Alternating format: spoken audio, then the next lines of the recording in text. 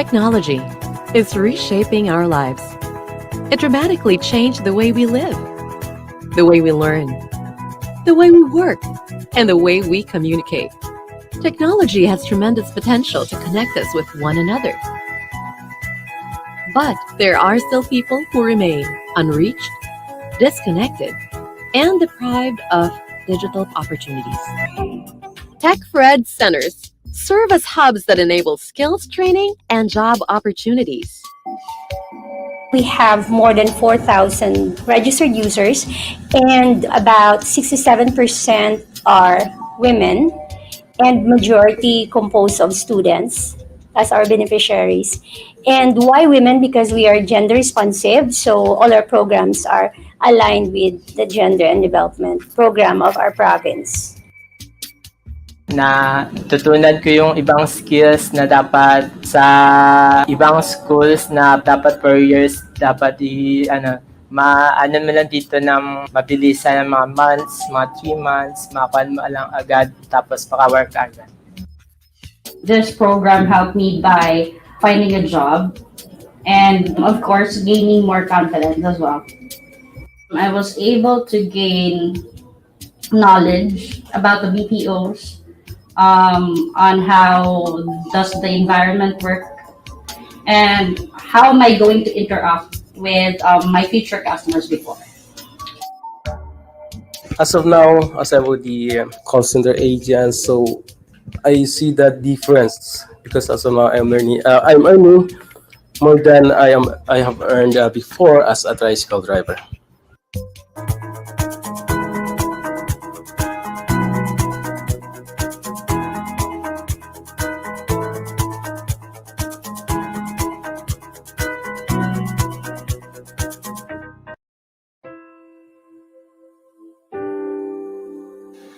As we observe the 18-day campaign to end violence against women or VAWC from November 25th to December 12th, we ask you, Lord, to look with kindness upon all of us who are gathered here. Fill our hearts and minds with love, wisdom, and courage as we face our daily lives. We pray for all women and girls who suffer from domestic violence, rape, incest, sexual harassment, trafficking, prostitution, and other forms of violence. May they have the courage to break their silence, find protection, healing, and justice. We pray for the perpetrators of VAWC that they may learn to respect women and girls and stop the violence. O loving Father and Mother, send us your Spirit so that everything that we do will be done with love and respect for our fellow humans.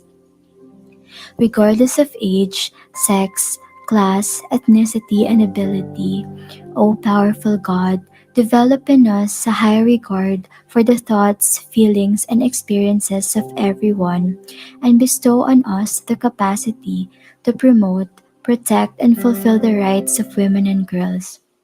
Almighty Creator, grant us the strength to stand up against all forms of violence happening to women and girls, the sharpness to recognize a silenced victim of VAWC, the courage to speak up against VAWC, the resourcefulness to help a victim of VAWC, and the resolve to never commit any form of VAWC. For all of this, we implore your guidance. Amen.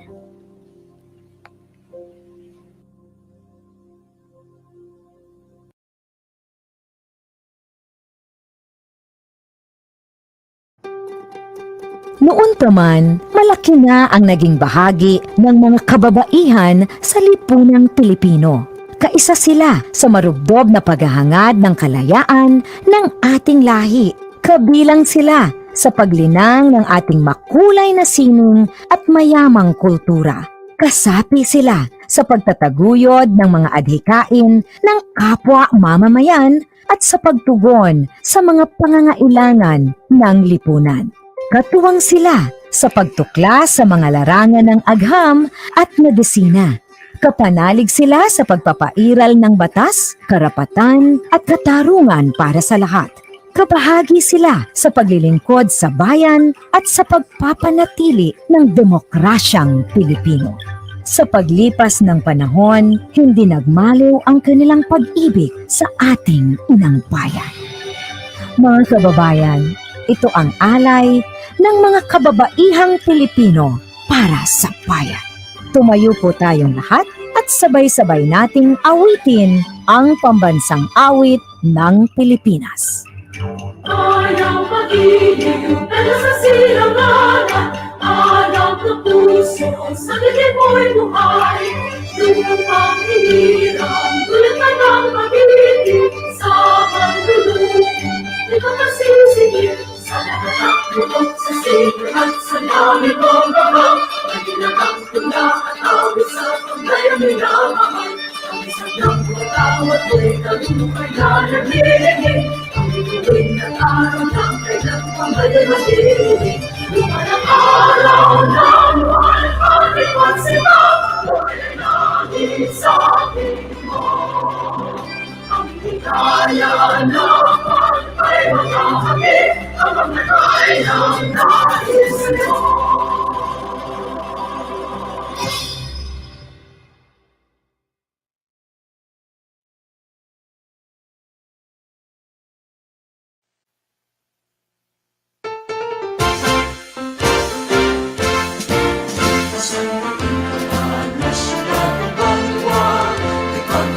Sa kita kapamilya, pag-uligay, pag-inay, pag-ibog, manapang mag-ari sa ating na probinsya.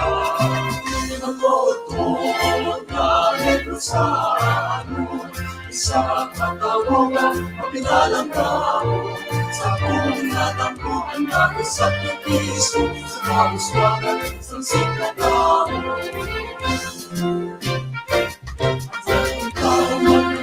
Sa ambas ng lag, malihog na lang tandaan sa kasama. Ako't wala may mapilit sa kalulong, nagagagis na nagagis na ako. Ang matutod na Negros sa akin, sa katawagan, mapinalang tao, sa punatang buwan na isang piso, sa uswagan, sa sikatao.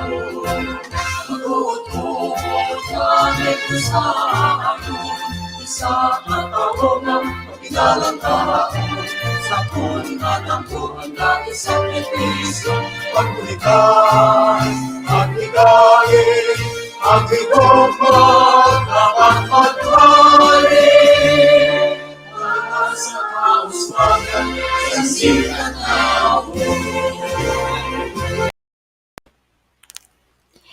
You are now watching NOLITC's Gender and Development Webinars, and this is webinar 10, our last of our webinar series. And for today's topic, we will get to know GAD Workshop for Men this December 8, 2020, streaming live over YouTube and Facebook.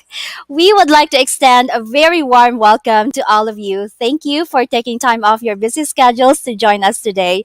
Although today is a holiday, my name is Dawn and I will be your host. The Negros Occidental Language and Information Technology Center, or NOLITC, is the first and only government-run language and information technology center in Western Visayas. It is one of the programs of Governor Eugenio Lacson under his 7-point priority agenda, Avance Negrense.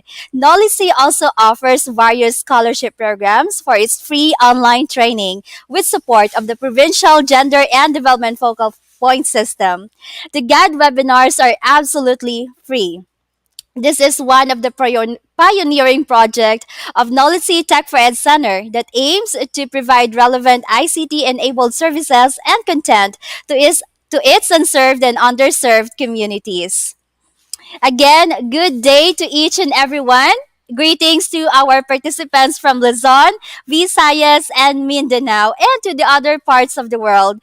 Thank you for joining us today.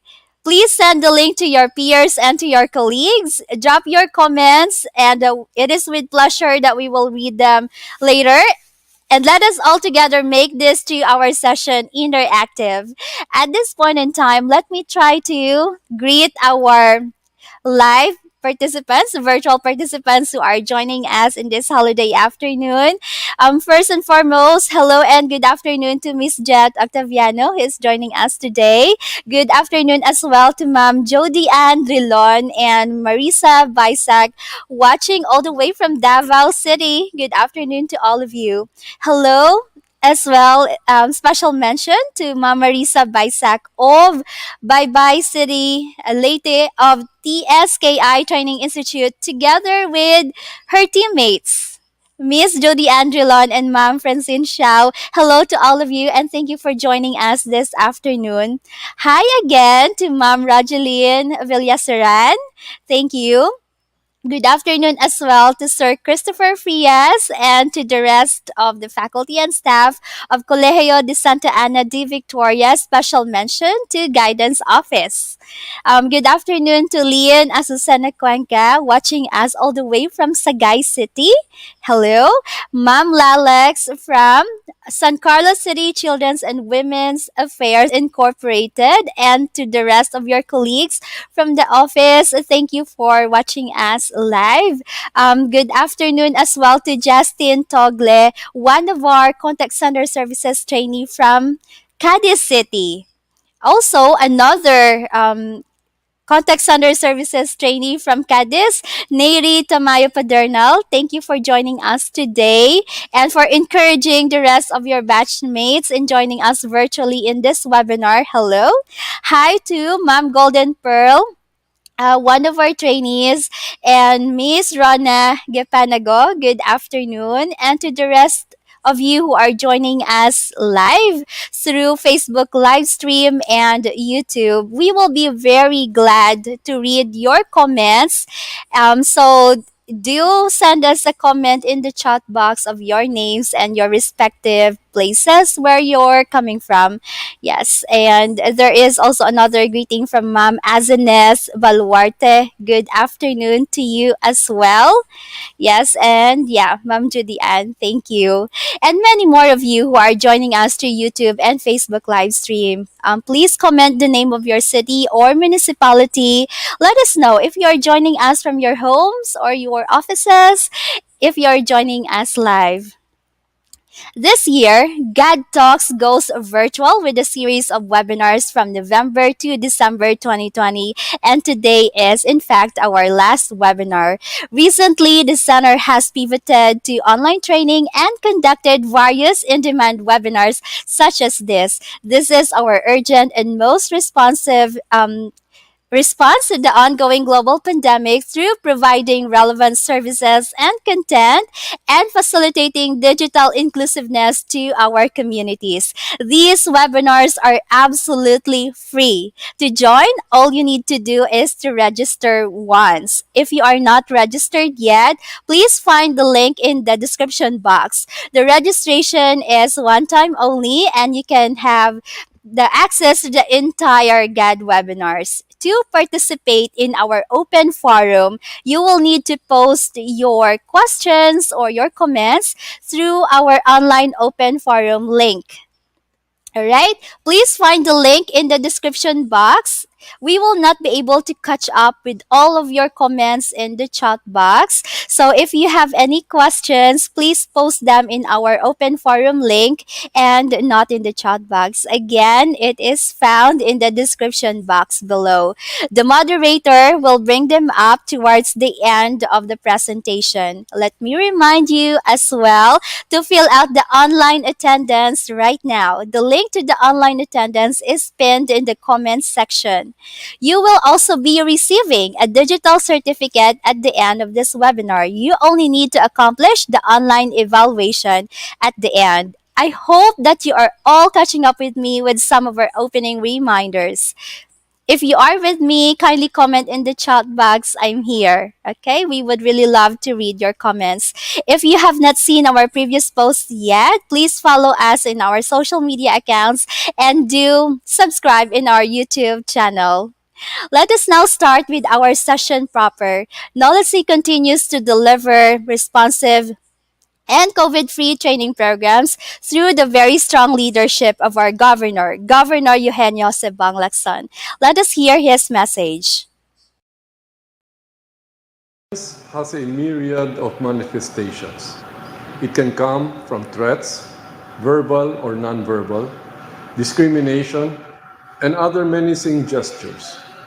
Even silence can be used as a form of violence. As we commemorate this year's 18-day campaign to end violence against women, let us seriously acknowledge that violence against women is one of our pervasive social problems, that this can only be addressed if society will truly admit that all of our desires, hopes for ourselves and our families are universal in nature and that no interest or well-being of one gender or one class is superior than the other. That the rights of women are human rights and should be accorded due respect and must be championed, propelled, and strengthened by the government if need be.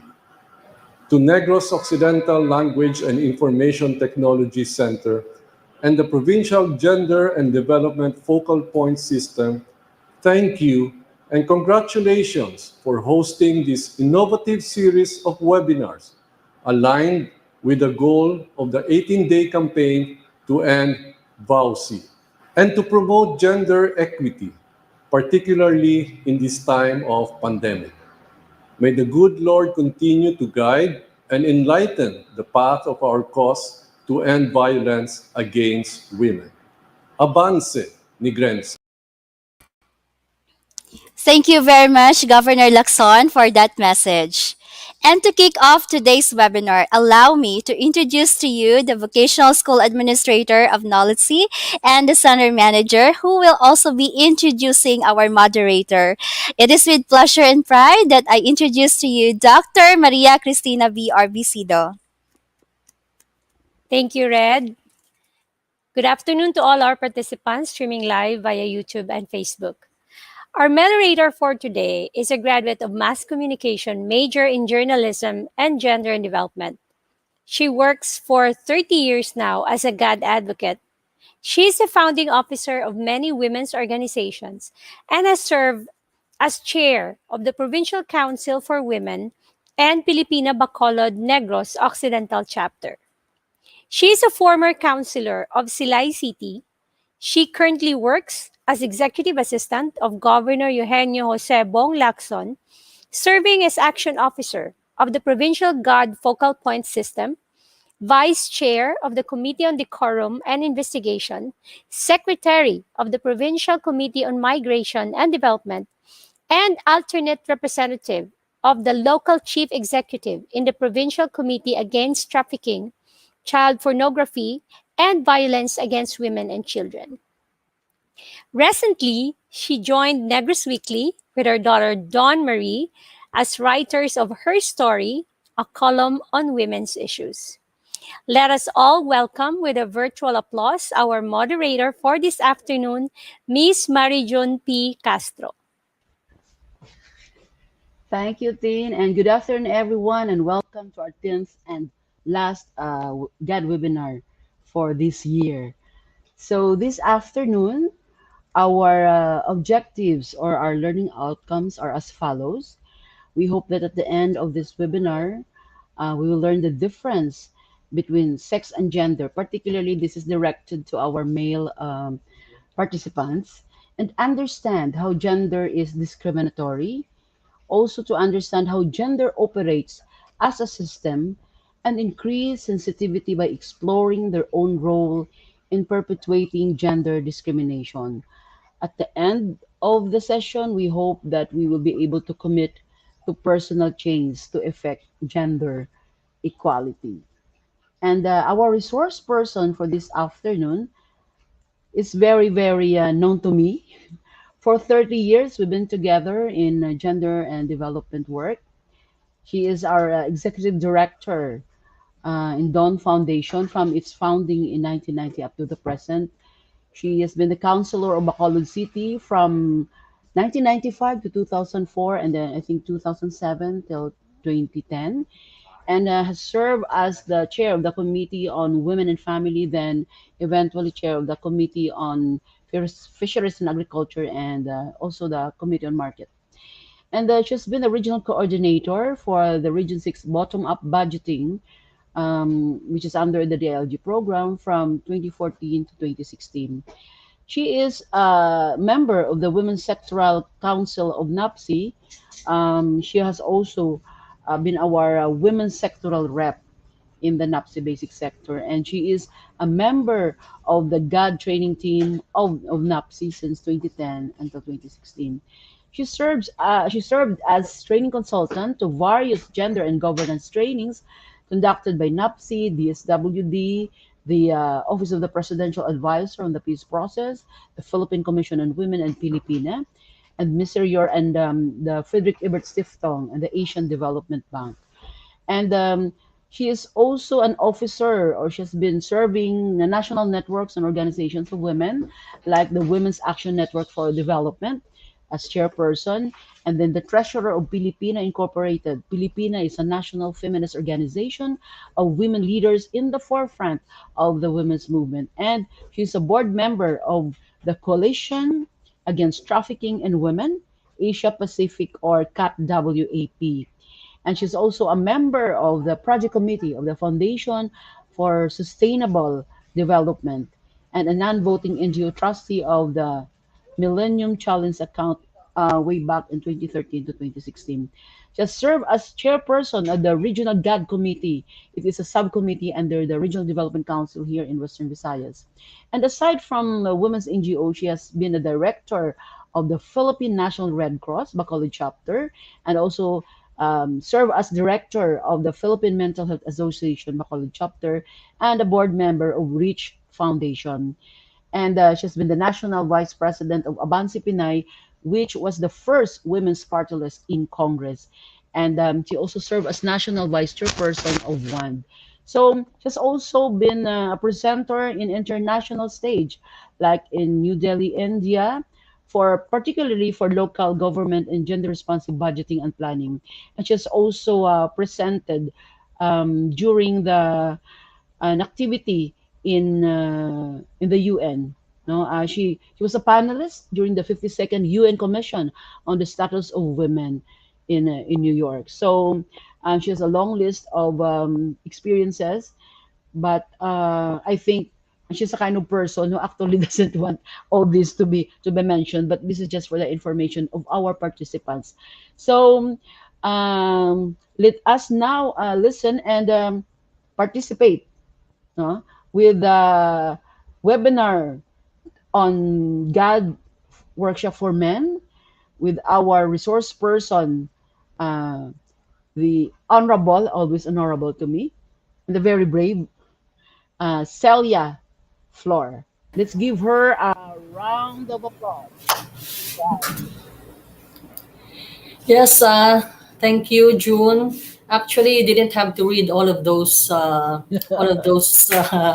bio, no? You should only have introduced me as your ninang sa kasal.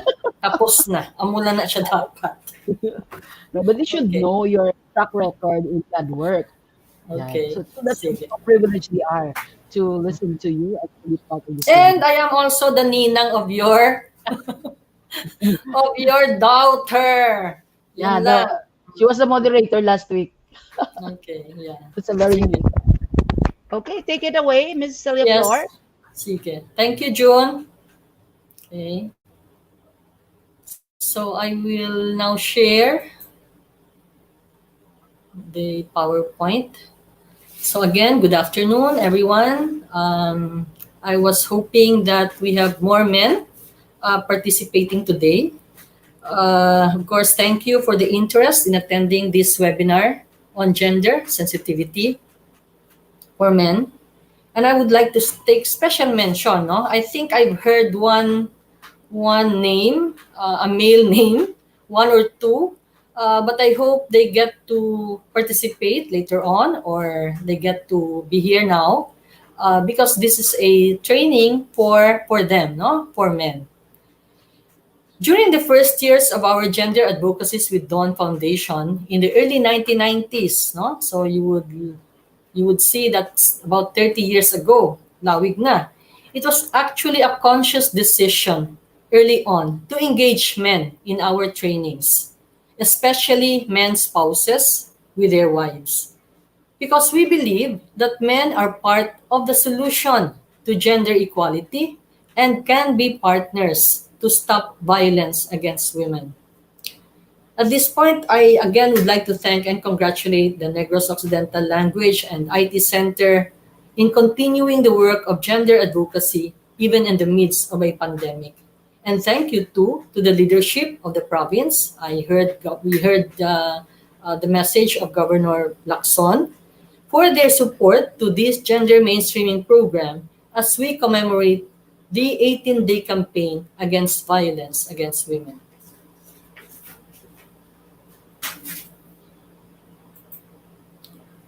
I think June has already stated the learning objectives for this afternoon session. Again, I would like to state it. This is actually geared for the men, For the men, hopefully, to learn the difference between sex and gender. The concept of sex and gender is a basic concept which all grad trainers or gender responsive advocates should have. I hope that the learners too would understand how gender is discriminatory, understand how gender operates as a system, increase their sensitivity by exploring their own role in perpetuating gender discrimination, and last but not least, I hope the men or the women, for that matter, who are listening, commit to personal change for the achievement of gender equality. Let me state the premises of any gender sensitive training. Because people, when hearing, for example, that's a gender training, ay para lang na sa mga babae, or ay kontra na sa mga kalalakihan, no? No. This training is not a war of the sexes. It is never anti-male.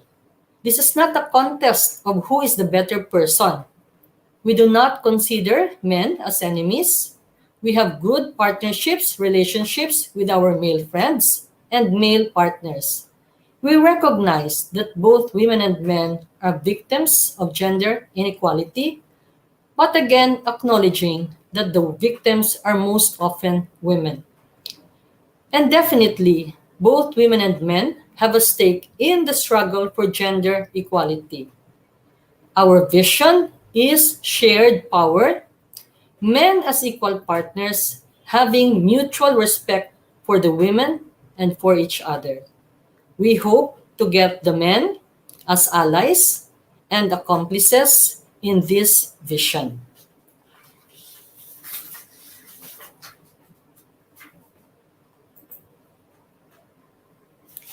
So as we start, I will be reading a few statements in Hiligaynon. I apologize to those who do not understand, but I think this is very easy to understand, the sense, the context of these statements. And I will ask you if you agree or disagree to the statements. Okay? Simple lang. 1. Dapat mas dako ang kita o sweldo sang bana sang sa iyang asawa. Agree or disagree? Mas dapat ba mas malaki ang kita o sweldo ng lalaki kaysa sa kanyang asawa? Agree or disagree? Number 2, mas maayo nga mga mayor kag punong barangay ang mga lalaki kay ginbunag sila nga mga lideres o tagapamuno. Men are better mayors and punong barangays because they are born leaders. Agree or disagree? You may answer in the chat box or you may answer, just answer within yourself. Number 3, hindi dapat maghibi ang mga kalalakihan. Nagapakita lang ina sang ila pagkahuyang. Men should not cry in public, It would only show that they are weak. Is that true? Do you agree or disagree? This one. Ang babae nga wakalan, angay nga kastiguhon. No? The woman who speaks, who's a nagger, wakalan, a nagger, should angay nga kastiguhon. Dapat lang na saktan. Dapat lang nasaktan ang babaeng nagger. Agree or disagree? 5. Madamo na ang ginapaminsar sa mga lalaki. Gani hindi sila dapat pagsabaron pa tuhoy sa mga problema sa pagplano sang pamilya. Responsibilidad sang babayi ang magpili kag maggamit sang pamaagi agud hindi siya magbusog. So do not bother the men because they have so many things to think about. They have so many responsibilities, so we should not bother them about family planning. It is the woman's responsibility to choose what ways to use so that she would not get pregnant. Again, do you agree or disagree? Number 6. This is only about 10 statements, no? So be patient. Kung ang bata sa nagaobra nga mag-asawa, nagamasakit, dapat ang asawa gid pirmi ang ma-absent sa obra para mag-atipan o magbantay sang bata. So if both women and men, if both spouses work outside of the home, but the child gets sick, their child gets sick, it is the responsibility of the wife to go home, to be absent from the office, and go home and attend to the sick child. Do you agree or disagree? 7. Nalabot na sa mga kababainhan na Pilipino ang equality o pagkaalalangay sa mga kalalakian. Patimaan sini ang mga babayi nga nanging presidente kag pila ka mga babayi sa matag-as nga pwesto sa gobyerno. So it states that women have already achieved gender equality because we have had 2 women presidents and we also have women in higher positions in government. So, do you agree or disagree? Last 3. Kung ang bata sang nagaobra, I'm sorry, this is finished. Wala sang rason na magreklamo pa ang mga kababainhan kay sila man ang nagakapot sang kahita o budget sang panimalay. So there is no reason that the women should complain because they actually are in charge of the purse or the budget of the family. Do you agree or disagree? Last, ang babayi angay gid man luguson kay kalipot sang bayo niya. The woman should be raped.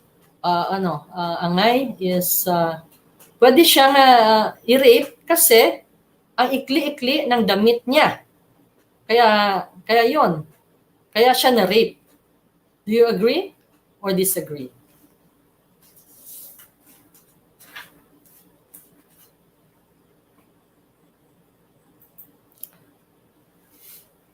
Okay. So you think about all of those statements, no? Kung nag-agree ka mo or disagree. I will just ask if they can, the technicals, to tally the answers and we will go back to them later during the open forum. Or we will discuss this during the open forum.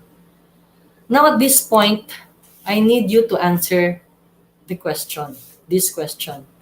What characteristics and traits do you believe that you have that defines you or makes you a man?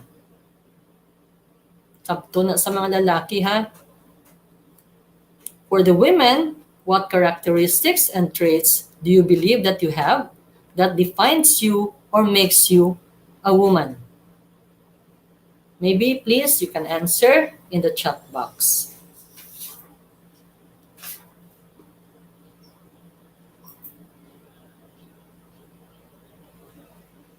So these are probably some of your answers. you define yourself, ang mga kalalakihan, they define themselves as strong, decisive, aggressive, and one characteristic of a man, he has a penis. No? While the woman would define herself, or even the man can define the woman as nurturing, caring, gentle, emotional, feminine, and has a vagina.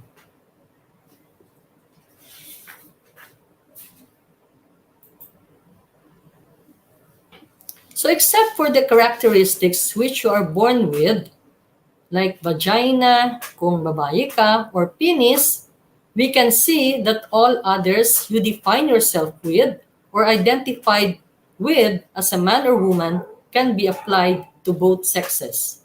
So makita ta, no? Woman here is also strong, decisive, aggressive. Well, instead of penis, has the vagina.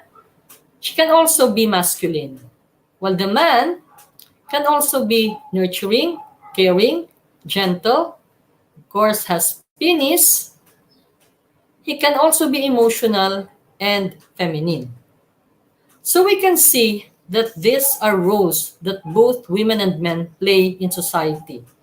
Women can also be strong, competent, decisive, and the other one can also be nurturing, gentle, emotional.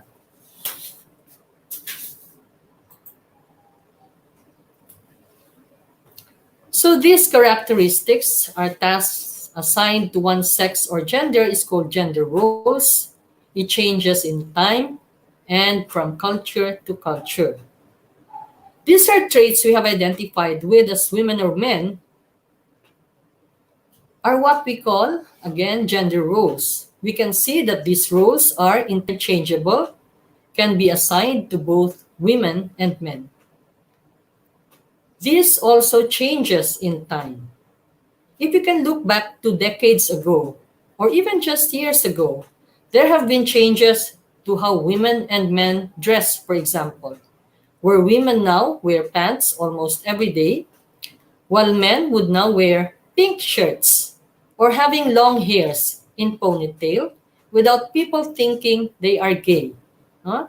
So, marami ng changes, marami ng roles that are interchanged, no? Na hindi na siya limited to one sex. I remember many years ago when during a radio interview, I was told by one of the anchors, no, because I had short hair then, he said, you should have longer hair kasi babae ka. Gintulok ko na lang siya. I just looked at him and, I just looked at him in an askance way. Kaya hindi ko gusto mag-argue na sa iya, magdebate. Gender roles are not just describing words, but these lead to creating social norms that men are strong, men are weak.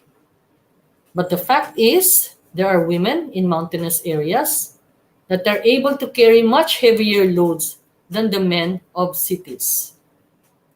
You probably have experiences of your own when people expect you to be something, act or behave in a way that should befit your sex. That because you are a girl or a woman, you should know how to cook, to be able to cook for your husband and family in the future. There was even a time that girls were even told that it is okay not to finish school as they will end up marrying anyway, so their husbands can just take care of them. Dumduman ko sa una when we did gender training sa mga kaumahan, amo ginamabatian na mo, no, sa mga amay nga as in hindi na lang na mag-eskwela kay total mamana man nagihapon. No? So if you are a boy or a man, you are expected to be always be brave, even though the situation calls for you to retreat because the situation is threatening to you. No?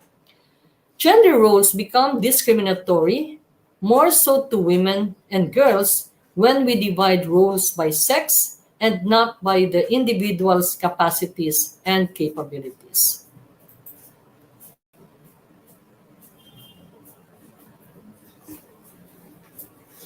So here we see, no? We see here women carrying heavy loads.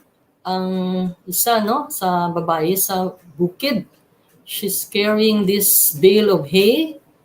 I'm sure it's very heavy. And on the left, we see Heidelin Diaz, no, the weightlifter. She's, I think, I don't know, naka-gold ni siya or naka-gold pa siya, no, for the Asian competition. So I don't think that this office guy can do those carrying. Who among you here can say that you can carry the load carried by these women? This only shows that roles differ and changes in different circumstances or communities. That women and men can have capacities and abilities according not to their sex, but on their needs and choices.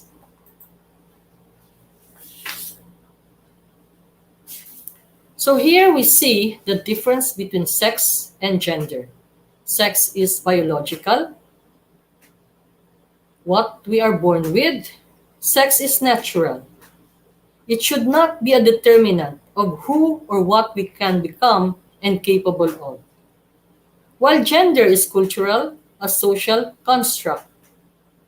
The roles assigned to women and men should be based in our abilities, knowledge, and capabilities. It should be based on merits as individuals. As gender is a social construct, it can be deconstructed. As it is learned, it can be unlearned. So at this point, I would like you to read a riddle. There is a man and his son were driving on the highway and met an accident. The father was killed, and the son was brought to the hospital. At the emergency room, the doctor sees the boy and said, "Oh, I cannot operate on him. He is my son." So how is this possible? How do you think is this possible? The father was killed, and the doctor sees the boy and says, "Oh, I cannot operate on him. He is my son." So can you answer that? Well, it is possible because the doctor is the boy's mother. Some of you may have thought that the doctor is a man. Again, we see how that at the back of our minds, we think that the doctor is a man. Siguro, if I said at the emergency room, the nurse sees the boy and said, "Oh, I cannot operate on him. He's my son." Immediately, you would say, of course it's possible because the nurse is a woman. Huh? Okay. So this process of learning and internalizing culturally approved ways of thinking, feeling, behaving, according to one's gender is called gender socialization. We learn these concepts of roles of women and men from the time even before we are born. Diba? As soon as the ultrasound results reveal the baby's sex, for example, parents would prepare to buy pink-themed clothes for girls, pink for girls, blue or dark-colored clothes for boys. This actually works as a system through the process of socialization.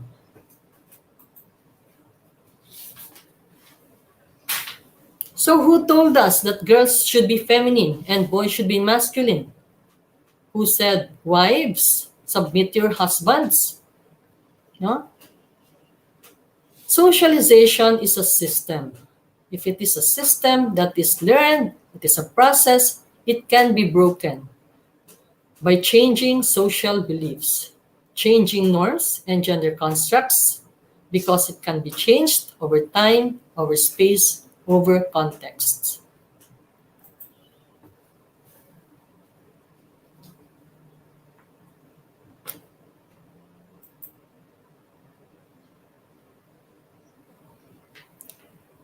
So who are the socializing institutions? No?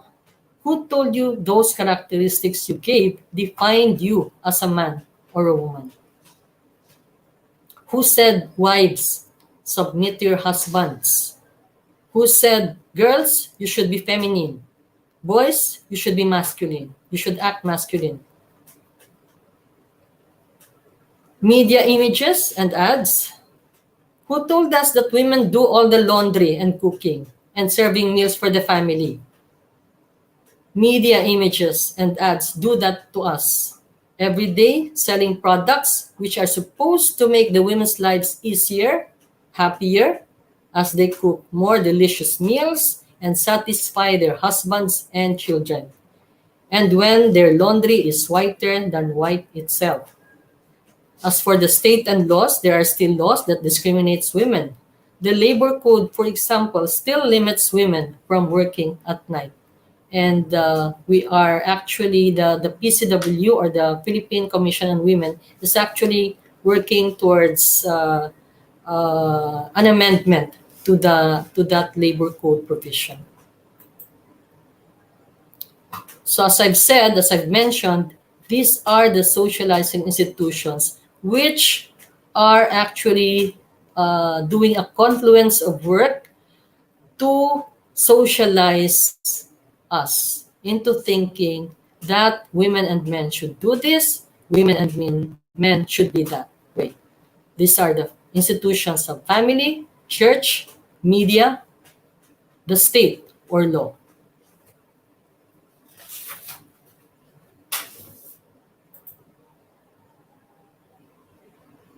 So that's the family, no? That's the first institution that influences our way of thinking and behaving. This is the institution that is closest to us.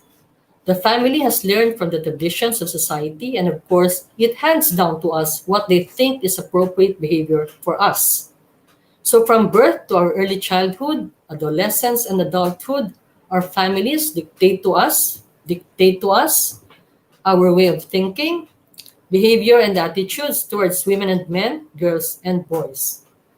So, for example, when a father chastises his boy child who runs home crying because he was hit by a playmate, the father tells him not to cry as he is a boy, and even he questions his child's identity. Ano ka agi? He also tells the boy to go back out and hit back his playmate to get even. So this also teaches our children to fight back violence with violence. The good news is that more and more families are questioning these limiting traditional rules and choose not to follow. And I hope that your families, no, you beginning with our families, we choose not to follow those traditional rules. Instead, they would make informed decisions on how to raise their children in ways that would allow them to achieve their full potentials, whether they are girls or boys.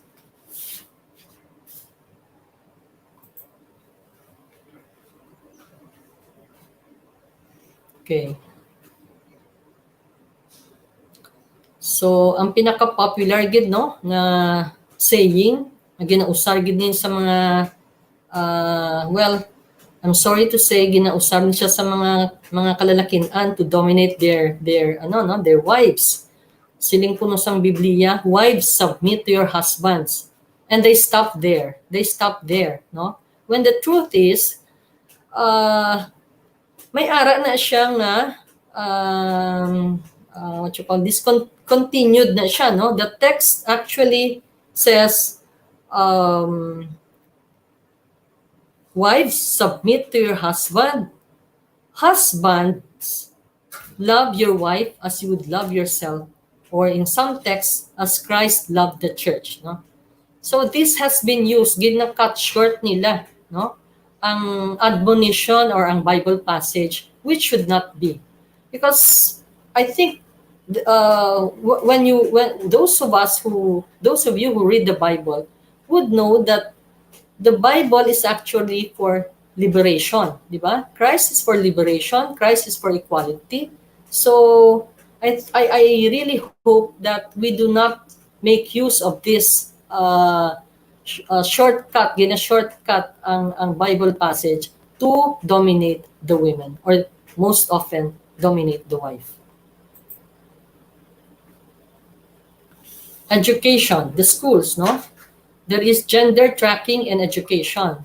There was a time before na kung babae ka gani, ang imo choices for a course would be to be a teacher, to be a nurse, to be a midwife, those courses which are actually reflective of reproductive roles assigned to women. No? But fortunately, these are now not being practiced. No? The gender tracking is lessened. There are now courses that are deemed as appropriate for women. There are no more courses appropriate for each sex. No? Damo na subong mga women doctors, women engineers, women lawyers, and there are also male nurses, and even male flight attendants. Okay. Media. So how women are portrayed in different forms of media. Sa una, makita ta no sa mga sine as martyrs, victims, submissive, as sex objects. In advertisements, the women are still the cooks, the ones who wash the clothes and dishes, the ones who clean the home, the ones who mainly take care of the needs of the family. But I hope that the media, the advertisements now would present different images of women, no? Because now, kadamo naman sa mga husbands who are actually helping their wives at home, no? Who are also nagapanglabada, no? Helping their wives wash clothes, cook. So I think media should also target the men and women na, no? Not only the women as consumers. There are still laws that disenfranchises women. As I've said, there is still a provision in the labor code which states that women should be limited from working outside during night time. No? May ara pa na. Although subong makita ta mga call centers, mga kababainhan na nakakatrabaho, that is why we have to amend that provision of the labor code. So the fact that gender norms can be changed means that it is possible to overcome gender inequality. Because of the advocacies of the women's movements from generation to generation, gender norms have been changing. Yet, there is still so much work to do. But the task will be made easier when the men are willing to be engaged as partners and allies of women. As partners who respect and recognize that women have as much right to be in the boardroom and that their contributions and voice equally matter.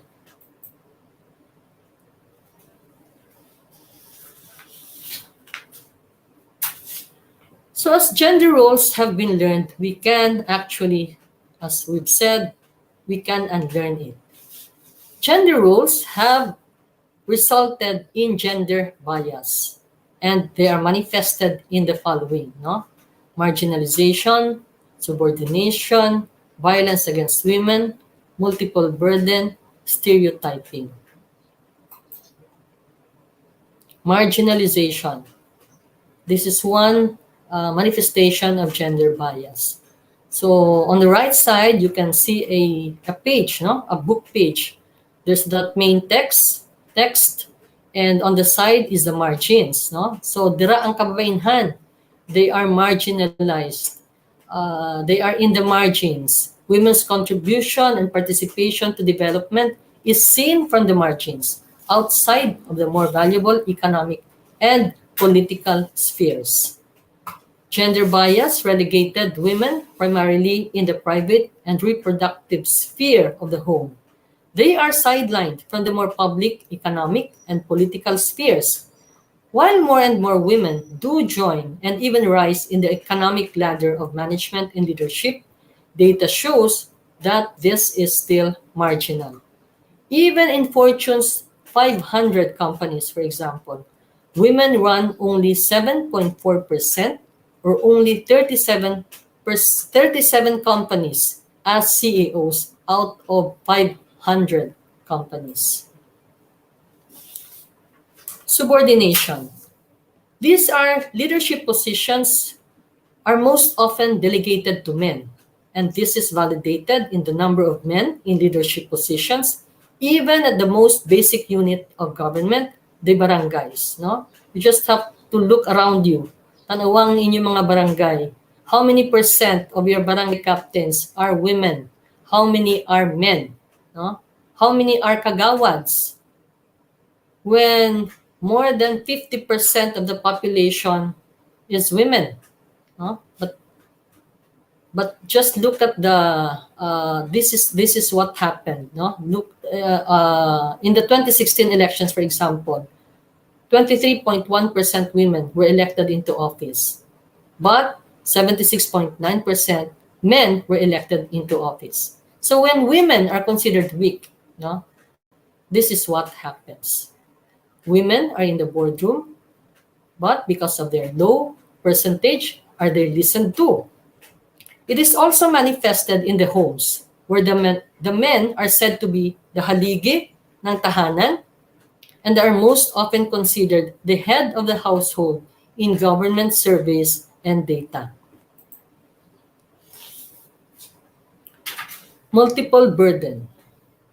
Women are expected to be the homemakers, do most of the reproductive roles of taking care of the children's needs and the family in general, while also contributing to the family's earnings, doing work outside of the home, and doing volunteer work in her community, in the church, in the barangay, or even in their offices, doing overtime to plan for fellowship activities.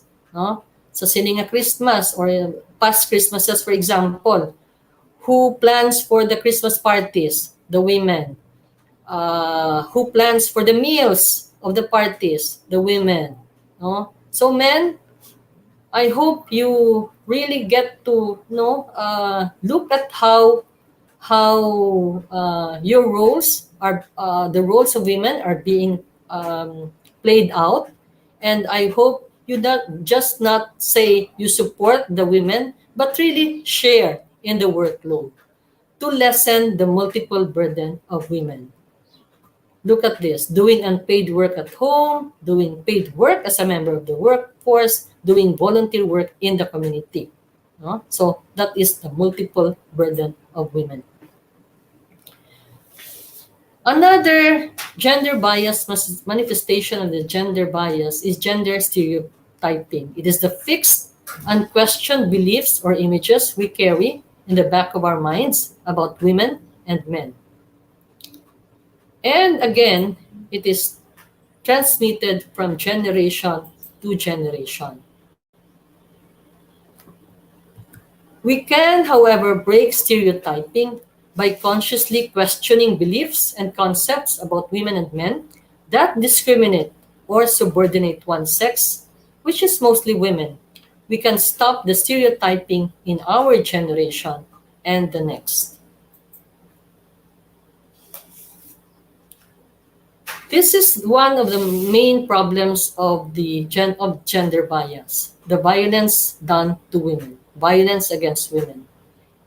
This is defined as acts of instilling fear and inflicting pain with the aim to injure or abuse a person, usually women. I hope you have heard about the laws for women, the Republic Act 9262, which is the Anti-VAWC Act of 2004. We also have the Magna Carta of Women, and recently we have the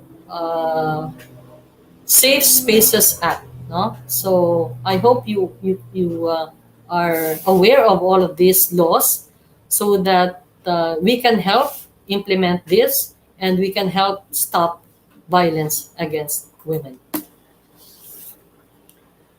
Violence against women appears as one of the country's pervasive social problems. According to the 2017 National Demographic and Health Survey, or NDHS, conducted by the Philippine Statistics Authority, 1 in 4 Filipino women aged 15 to 49 has experienced physical, emotional, or sexual violence by their husband or partner. It is indeed alarming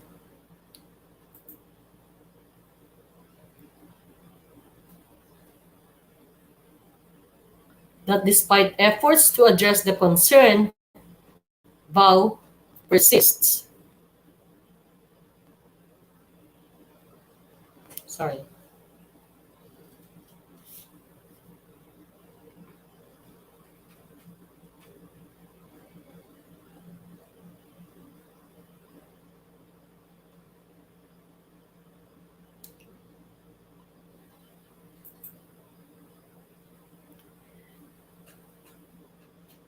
VAW is deemed to be closely linked with the unequal power relation between women and men, otherwise known as gender-based violence. Societal norms and traditions dictate people to think that men are the leaders, pursuers, and providers, and take on the dominant roles in society, while women are the nurturers, men's companion and supporters, and take on the subordinate roles in society. This perception has led for men to gain more power over women, and hence vow becomes a form of men's expression of control over women to retain power. In violence, there is always the powerful and the vulnerable. The use of power over another, mostly the vulnerable, is a problem. And who are the vulnerable? The marginalized, the poor, the women, the children.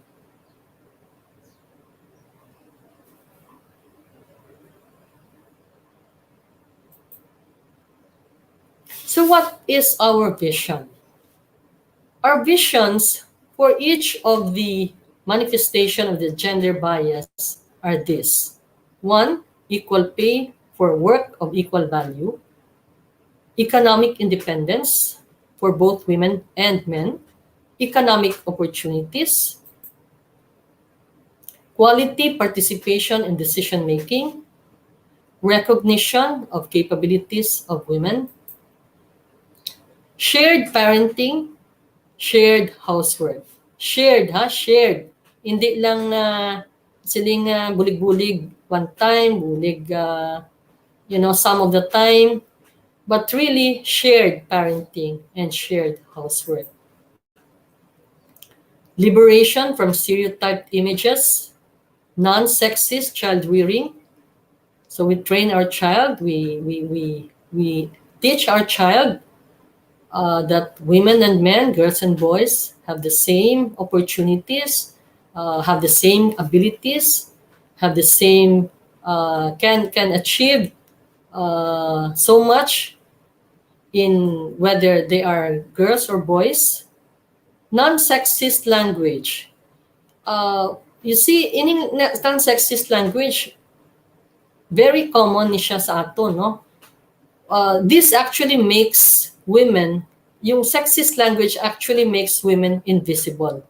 For example, we always say chairman, no? So ang leader, kung magsalinta chairman, ang sa image nga nagagwa sa aton, at the back of our minds, and even sa aton, no? Makita ta, lalaki, kalalakian lang ang mga leader.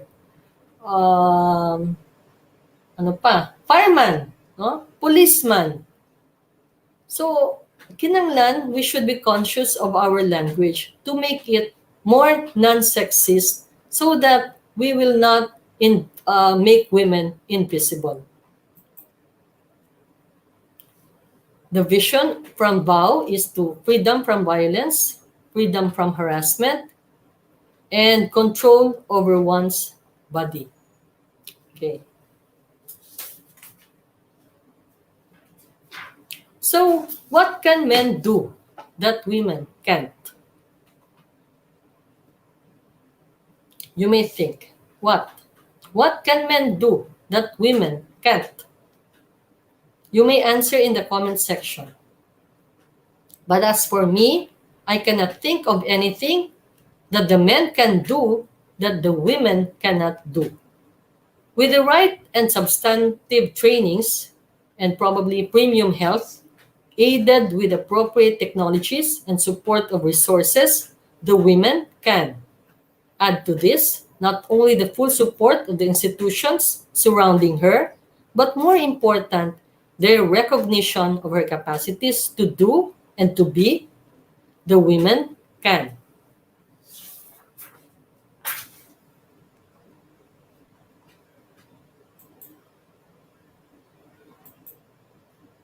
So what can women do that women can't? Balihonta, ano ang magagawa ng babae na hindi magawa ng lalaki, ng kalalakihan? You may answer in the chat box. But here is the answer. Give birth. No? Only the women can give birth. Only the women can be pregnant. It is the only thing, the difference, what men and women can do, can or cannot do, as both women and men. The men cannot give birth. So if this is the case, why are there still restrictions for women? Yes, there have been leaps of women's empowerment, improvement of conditions, and even impositions. They have encroached the boardrooms and governments with increments of power. Take note, however, that for decades upon decades of the women's movement and call for empowerment, these are still incremental, marginal. Because data still show that in the social, political, and economic spheres, women are still subordinated, marginalized. It is still men and not women who make the most money. It is still men and not women who dominate virtually all of the most powerful positions of society. And it is women and not men who suffer the most from intimate violence and rape. It is women who are the most likely to be poor. So these are privileges and restrictions. No? Men are unaware of their privileges. Let us talk about the privileges.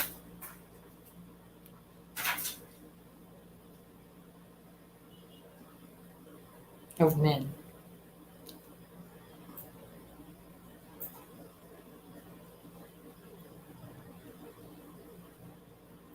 So at this point, I would like you to watch this video about male privilege by a male advocate, Mr. Michael Kimmel. He talks about the male privilege that are enjoyed by men as men and not recognizing or being aware of it.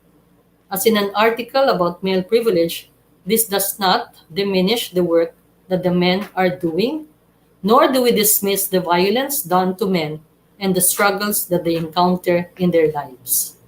So I will now ask the NOLITC to please play the video.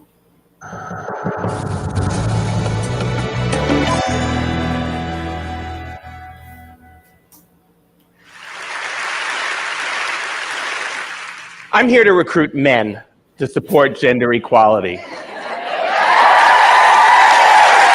Wait, what? What do men have to do with gender equality? Gender equality is about women, right? I mean, the word women, the word gender is about women. Actually, I'm even here speaking as a middle-class white man. Now, I wasn't always a middle-class white man. It all happened for me about 30 years ago when I was in graduate school. And a bunch of us graduate students got together one day and we said, you know, there's an explosion of writing and thinking in feminist theory, but there's no courses yet. So we did what graduate students typically do in a situation like that. We said, okay, let's have a study group. We'll read a text, we'll talk about it, we'll have a potluck dinner. So every week, 11 women and me got together. We would read some text in feminist theory and have a conversation about it. And during one of our conversations, I witnessed an interaction that changed my life forever. It was a conversation between two women. One of the women was white and one was black. And the white woman said, this is going to sound very anachronistic now, the white woman said, all women face the same oppression as women. All women are similarly situated in patriarchy, and therefore all women have a kind of intuitive solidarity or sisterhood. And the black woman said, I'm not so sure. Let me ask you a question. So the black woman says to the white woman, when you wake up in the morning and you look in the mirror, what do you see? And the white woman said, I see a woman. And the black woman said, you see, that's the problem for me. Because when I wake up in the morning and I look in the mirror, she said, I see a black woman. To me, race is visible. But to you, race is invisible. You don't see it. And then she said something really startling. She said, that's how privilege works. Privilege is invisible to those who have it. It is a luxury, I will say, to the white people sitting in this room, not to have to think about race every split second of our lives. Privilege is invisible to those who have it. Now remember, I was the only man in this group. So when I witnessed this, I went, oh no. And somebody said, well, what was that reaction? And I said, well, when I wake up in the morning and I look in the mirror, I see a human being. I'm kind of the generic person. You know, I'm a middle-class white man. I have no race, no class, no gender. I'm universally generalizable. So I like to think that was the moment I became a middle-class white man. That class and race and gender were not about other people. They were about me. I had to start thinking about them. And it had been privileged that it kept it invisible to me for so long. Now, I wish I could tell you the story ends 30 years ago in that little discussion group. But I was reminded of it quite recently at my university where I teach. I have a colleague, and she and I both teach the Sociology of Gender course on alternate semesters. So she gives a guest lecture for me when I teach. I give a guest lecture for her when she teaches. So I walk into her class to give a guest lecture, about 300 students in the room. And as I walk in, one of the students looks up and says, oh, finally, an objective opinion. All that semester, whenever my colleague opened her mouth, what my students saw was a woman. I mean, if you were to say to my students, there is structural inequality based on gender in the United States, they'd say, well, of course you'd say that. You're a woman. You're biased. When I say it, they go, wow, is that interesting? Is that going to be on the test? How do you spell structural? So I hope you all can see this is what objectivity looks like. Disembodied Western rationality. And that, by the way, is why I think men so often wear ties. Because if you are going to embody disembodied Western rationality, you need a signifier. And what could be a better signifier of disembodied Western rationality than a garment that at one end is a noose and the other end points to the genitals?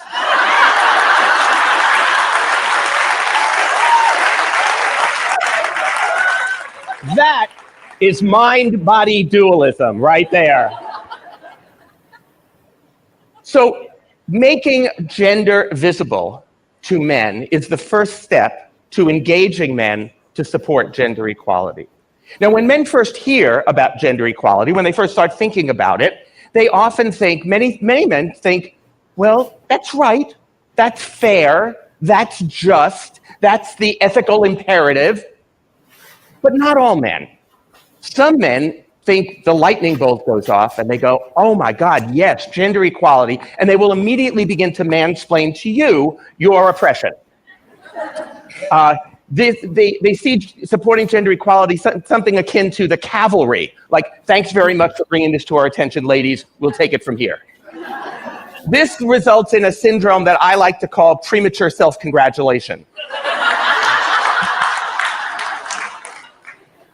There's another group, though, that actively resists gender equality, that sees gender equality as something that is detrimental to men.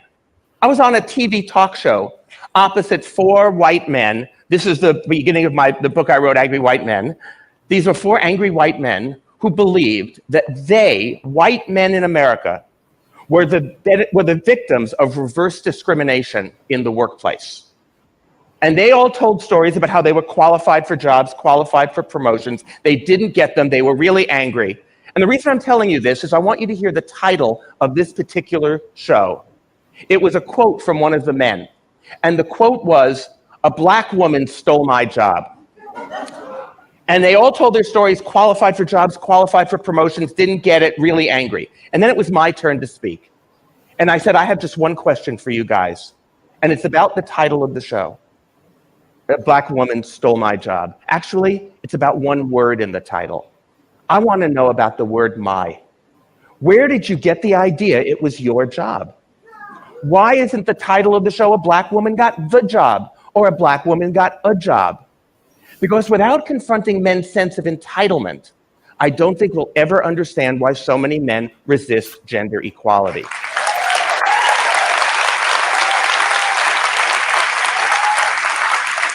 Look, we think this is a level playing field. So any policy that tilts it even a little bit, we think, oh my God, water's rushing uphill. It's reverse discrimination against us. So let me be very clear. White men in Europe and the United States are the beneficiaries of the single greatest affirmative action program in the history of the world. It is called the history of the world.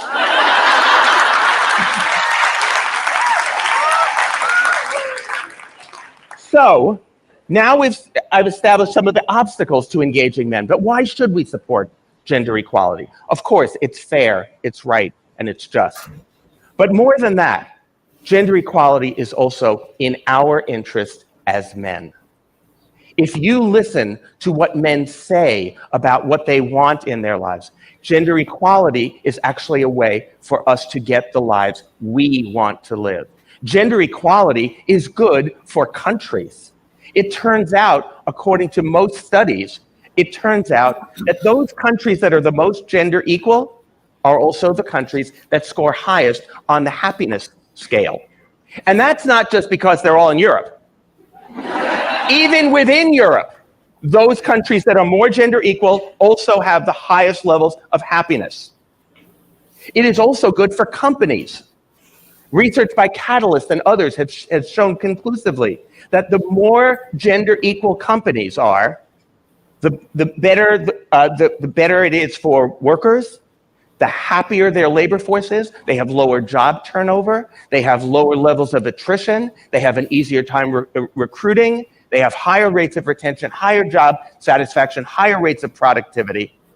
So the question that I'm often asked in companies is, boy, this gender equality thing, that's really going to be expensive, huh?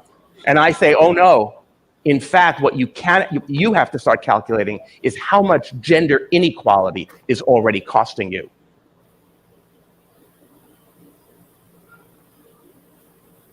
Okay.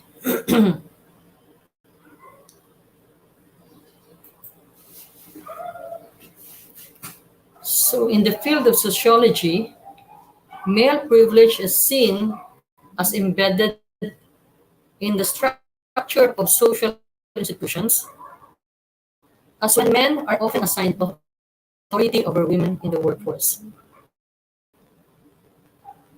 and benefit from women's traditional caretaking role.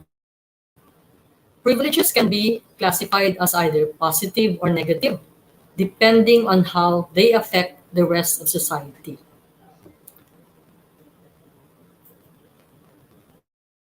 Oh, yeah.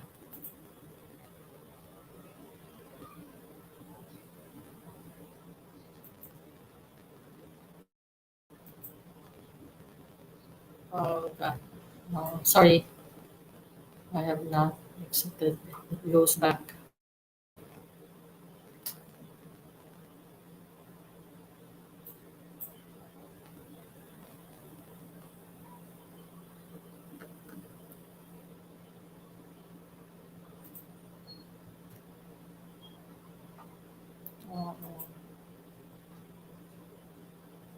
Okay.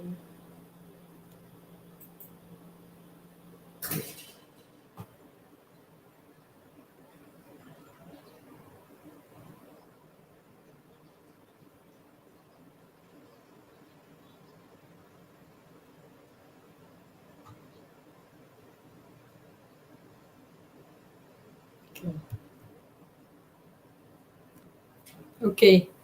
So This is an article by Barry Deutsch. They call the male privilege checklist. It is compiled experiences of male privileges by men. And actually, he adopted this from an article by a professor from Wellesley College, Miss Peggy McIntosh. So amo ni ang mga according to another man, no, Mr. Barry Deutsch. These are his privileges, male privileges as a man. So this is in the context the statements are in the context or the perspective of the man. These are what he calls his privileges as a man. My odds of being hired for a job when competing against female applicants are probably skewed in my favor. The more prestigious the job, the larger the odds are skewed. Huh? So kung may work na may trabaho, most likely he will be hired because he is the man, and the more prestigious the job, the larger odds that he will be hired. I can be confident that my co-workers won't think I got my job because of my sex, even though that might be true. He said, I am far less likely to face sexual harassment at work than are my female co-workers. Is this true? If I'm a teen or adult, and if I can stay out of prison, my odds of being raped are so low as to be negligible. I am not taught to fear walking alone after dark in average public spaces. So these are the experiences of boys, no, of men. Unlike sa aton, mga kababaihan, usually we are admonished, no, not to go out because in the dark, because of the threat of abuse, of rape, or of harassment. So kung lalaki, sabi niya, if I have children and pursue a career, no one will think I'm selfish for not staying at home. As against the woman who, di ba, there are women who pursue careers, they are deemed to be ambitious and selfish, no, for prioritizing their work, their careers more than their families. For the men, he says, if I seek political office, my relationship with my children or who I hire to take care of them will probably not be scrutinized by the press. Also, no, if you look at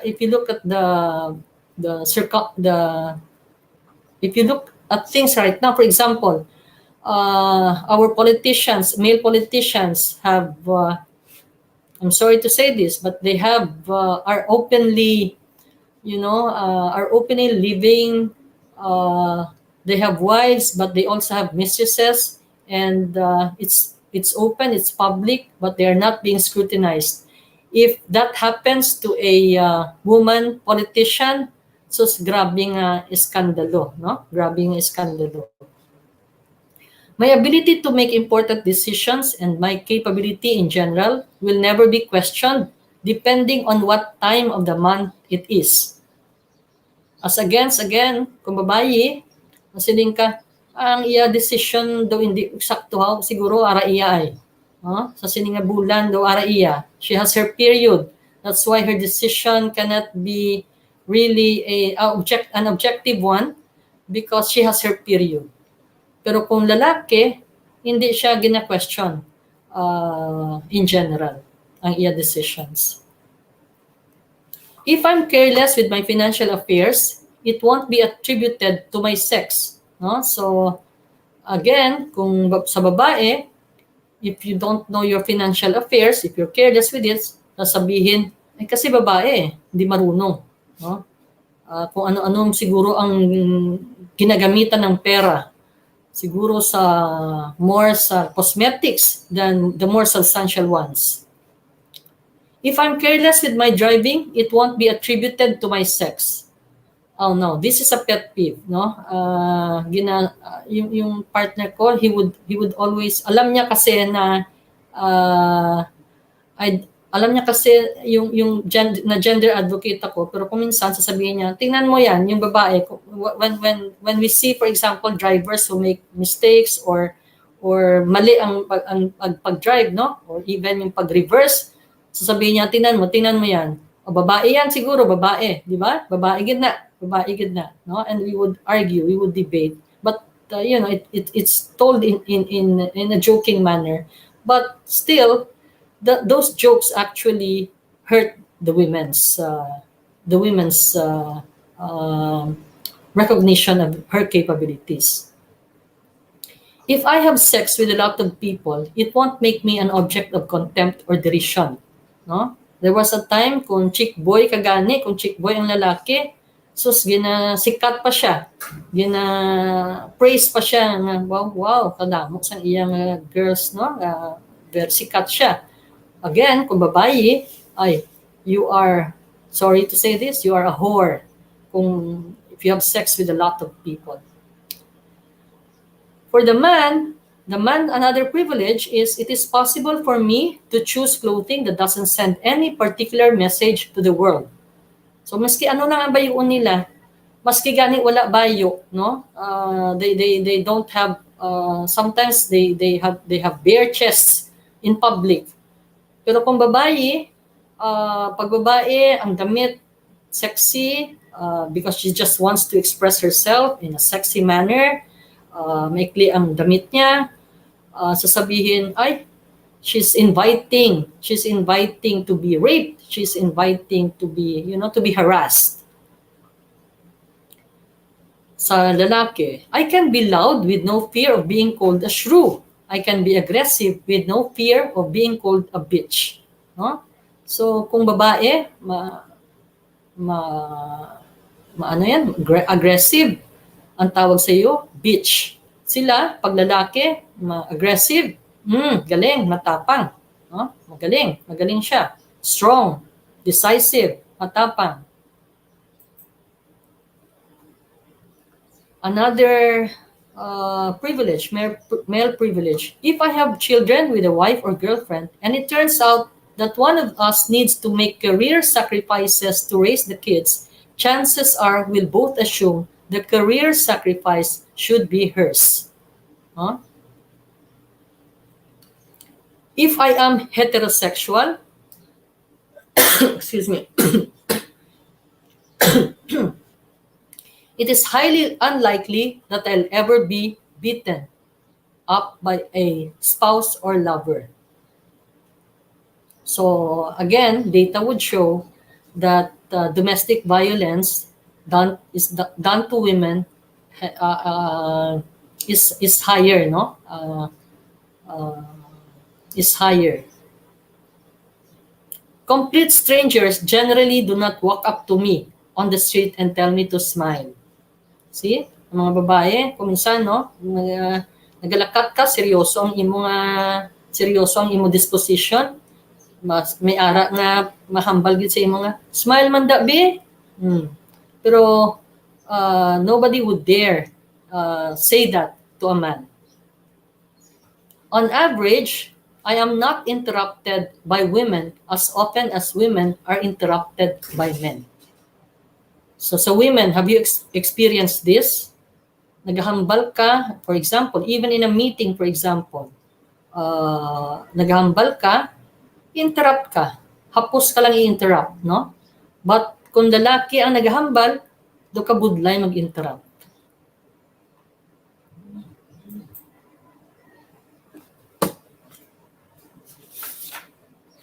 From male privilege, I would like you to get reacquainted with certain terms that are recently being used and being called out by women and even male partners in gender rights advocacies. I will not dwell on them lengthily, as these are concepts that need further study. But briefly, as gender rights co-advocates and allies, we have to remind ourselves that even with the advances in the work towards gender equality, these concepts are still operating in our society and need to be broken. So this is patriarchy, defined as a social structure characterized by male dominance and female oppression. So data would show that in the social, political, and economic spheres, men still dominate in our country. So by operation, our country is still a patriarchal one.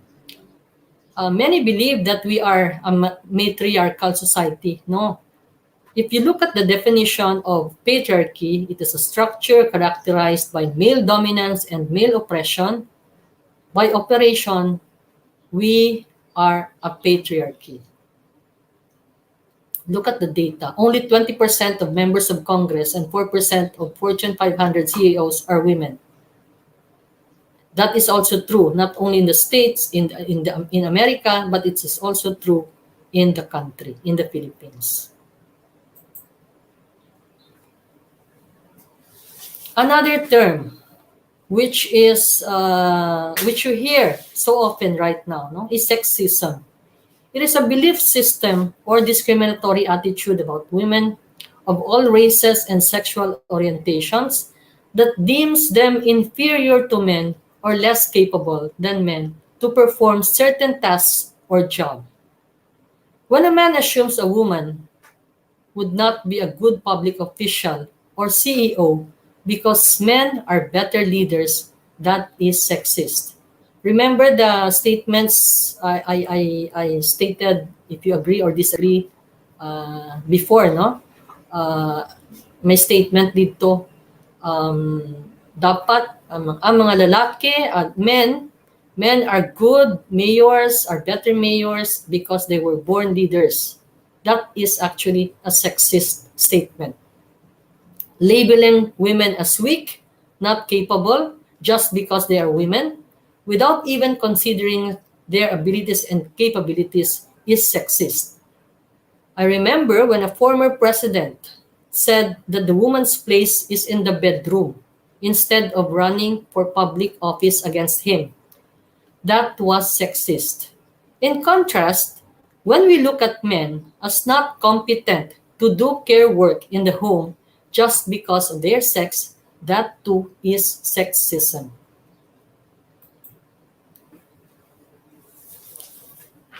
We often hear this term nowadays, no? Misogyny. Women and men advocates have called out male leaders and social media users who made insulting remarks and denigrating sexual innuendos to our women leaders.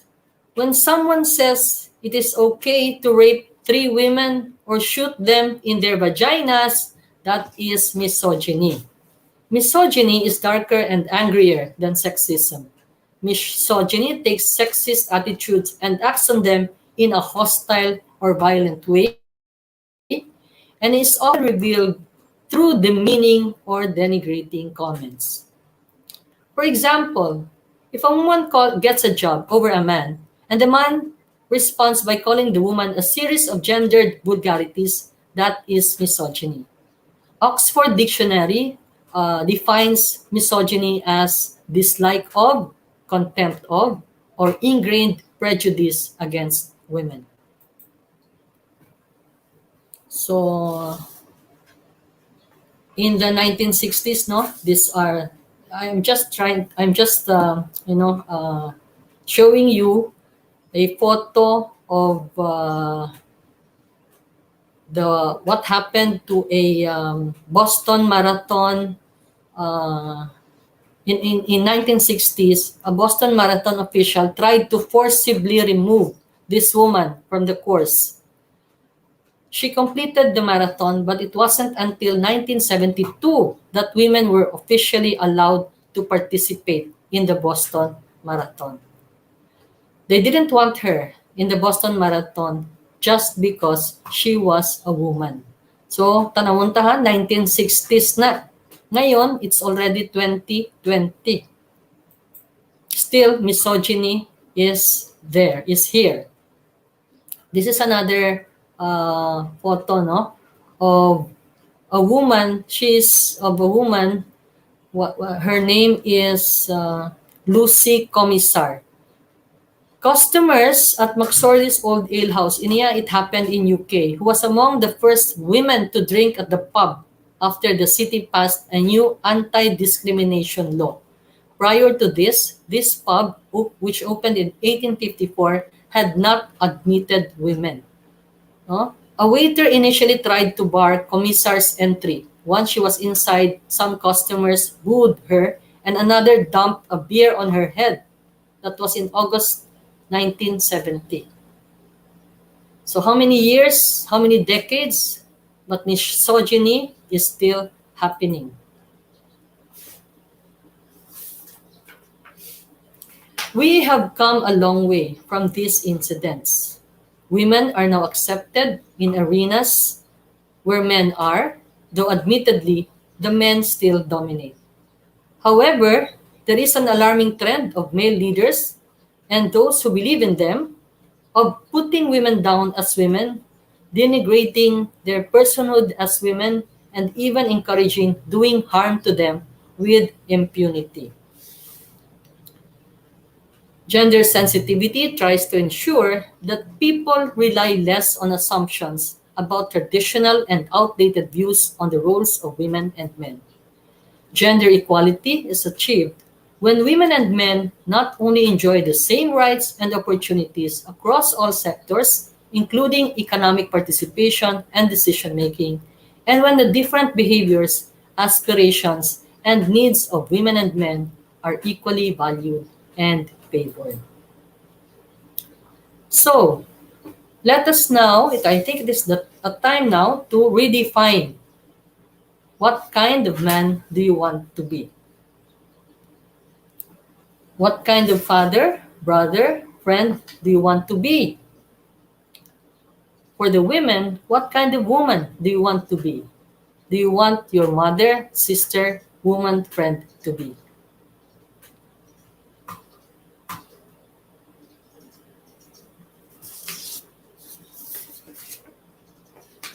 So even in this short webinar, I am hopeful that you would somehow reflect on the issues of gender and think about how we, as women and men, can work together for a truly gender fair and gender equal society.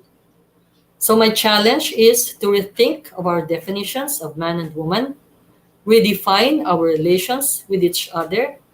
So the questions, what kind of man do you want to be? What kind of father, brother, friend do you want to be? What kind of woman do you want your mother, sister, woman, friend to be? And of course, this is one of our learning objective. No? What is your personal commitment for change towards gender equality? Change is most often difficult to do and even to accept. But change may come in small and simple steps.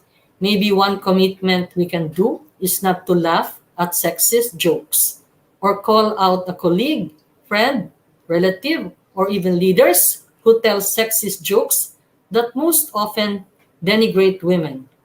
Or you may commit to share in the household chores that you have not done before and to tell your children that they can be who they want to be regardless of their sex. So this is the last slide. I want you to read this poem.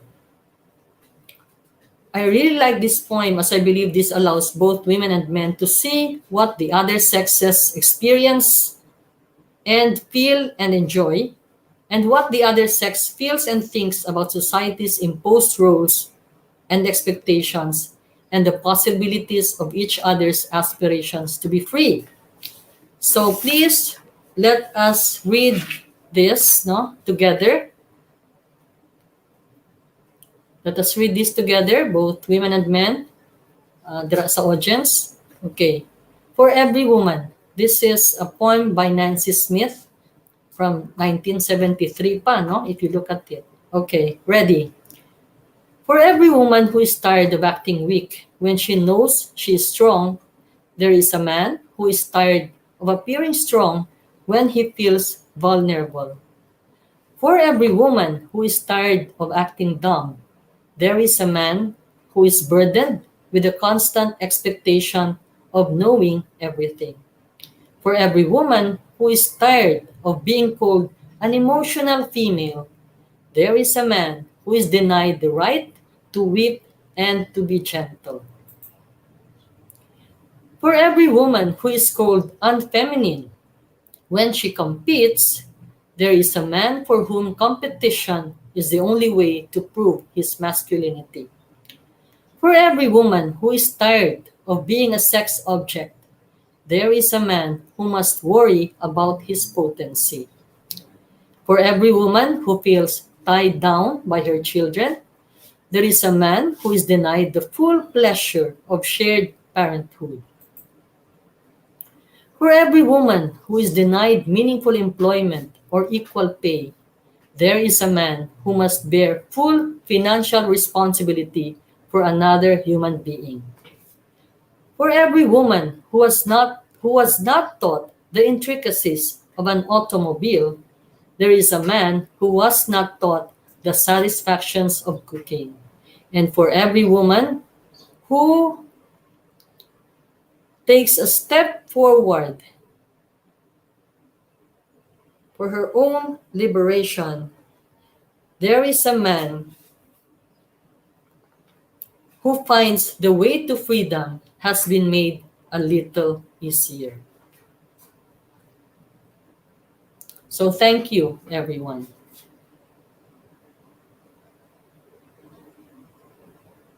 That ends our webinar. Hello. That ends the presentation of the webinar. I'm sorry. A warm applause to our resource person, the Calma Celia Flor. Ako man, damo ko na tinuan sila yung hapon. Damo ko na refresh and namin sila maging pang-share.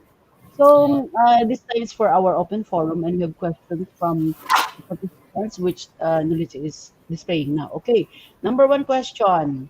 What are the causes of gender inequality? Oh my God. Again, it's actually how we see, how women relate to each other, the power relations of women and men dictated to us by society. When society says women should be doing this and men should be doing that, men are strong, the women are weak, and the consequences of that mindset is that men takes authority over women, then inequality happens. Okay, so basically, how we were socialized, no? Okay, Yes. for another question, how to get the balance right between men and women, especially in decision making?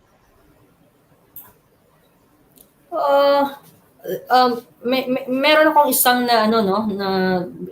kasi sabi, 'di ba, dapat shared decision making, no? Shared decision making. And said, so how many percent? How much percent, for example, should I make a decision? Pila ka percent ang akon? I think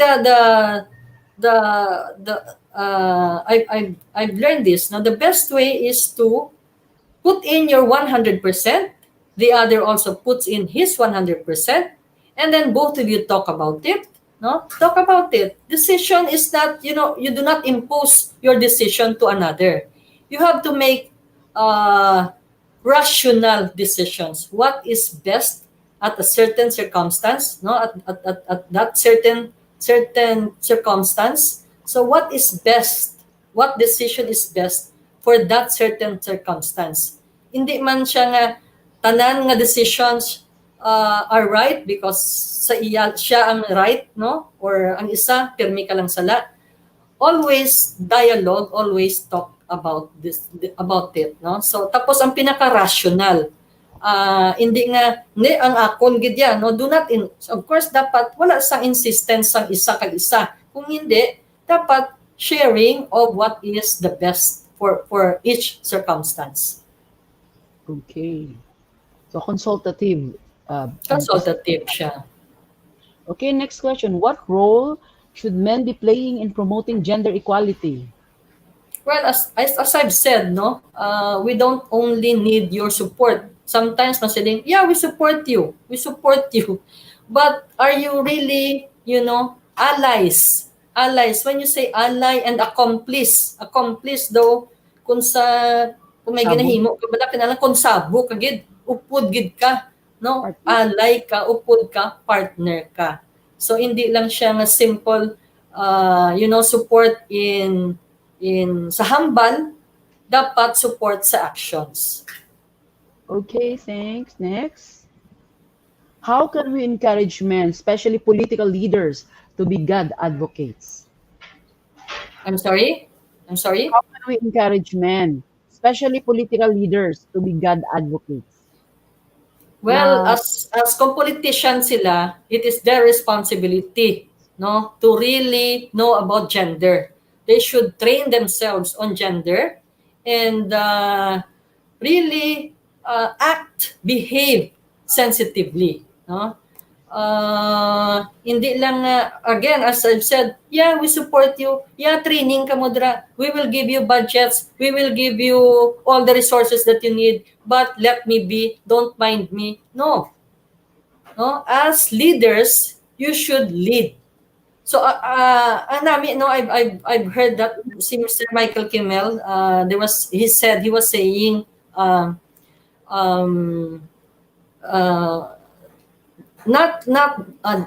should be gender training of men, but dapat we train naton sila to be leaders for women, leaders to be gender responsive leaders.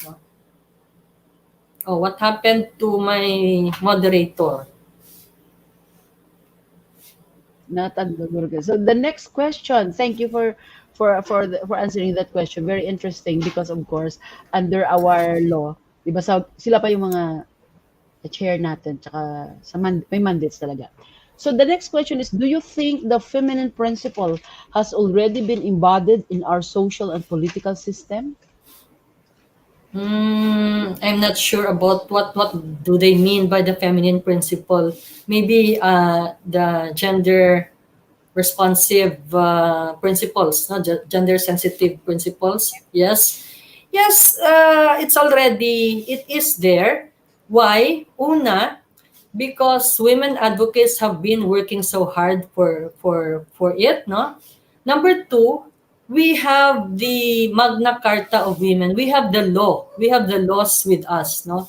The Magna Carta of women actually mandates all government agencies to mainstream gender in all of its programs, all of its projects, all of its budgets, no? So, gender mainstreaming is the way to gender equality, and government has the responsibility, has the mandate to implement mainstreaming, not only in government, but also outside of government, in the homes. They should be examples. They set the example, and people would also engage government, no, in doing this kind of work. Okay. Next question. In your presentation, you enumerated the socializing institutions, influencers. Why is it that the school is not included? I'm sorry, I think na-miss lang ang slides. But I think I had it. No, the gender tracking in education, those were representing the schools. Education. Base na ano lang niya ang slide, but I think I presented it. It is one socializing institution. Not schools in general, but education. Very, very powerful socializing institution. Okay, next question. Do you think it's timely for God advocates to focus the gender advocacy to men? It's not only timely, it is an imperative. It is an imperative, no? But again, we do not just focus on them. We should focus on both women and men. Again, we should engage men always and engage them to be allies in our work, in our advocacies, in our trainings, they should be there. It is a mandate in government. The male leaders should be there, no? Yeah. Siguro it stemmed from an observation na when usually do trainings, parang we always face the women. So it's high time to involve the men. But I think from the very beginning, when we started in Dawn, we even have a male trainer. No? Yeah. So the next is school curriculum should be more gender sensitive. But why are we still using mother tongue as the not native tongue? Native Well, guide. yeah. Well, we should use native tongue. Okay. I will not argue on that. Okay. Next, what can you say about sexism in our political system? Oh my goodness. I think you just have to be, aware of what is happening right now in our political system, in what the leaders are saying, are telling us, what the leaders are speaking about, especially the male leaders, what they are speaking about, telling about the women leaders. No? So I think if you are gender aware and you are aware of what is happening and what is, makita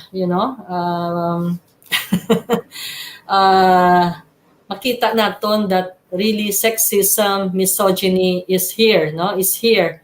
And we just have to speak out, call out against it. If we do not speak out against it, if we do not call out our leaders, our male leaders and their supporters of the sexism that they are perpetuating, then I would say all our gender trainings are put to naught. Okay. Do you know of men who are considered GAD champions?